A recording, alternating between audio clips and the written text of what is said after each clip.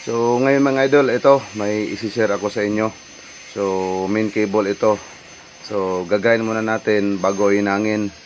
So ito ay tips ko lang sa mga baguhan, dahil ito ang paraan ng aming paghihinang dito sa main cable. So ang issue rito ay loose connection, dahil kapag pina-start natin doon yung starter sa mismong engine ay umuusok yung mga main cable, at kaya binaba natin yung mga mainline cable niya para hinangin.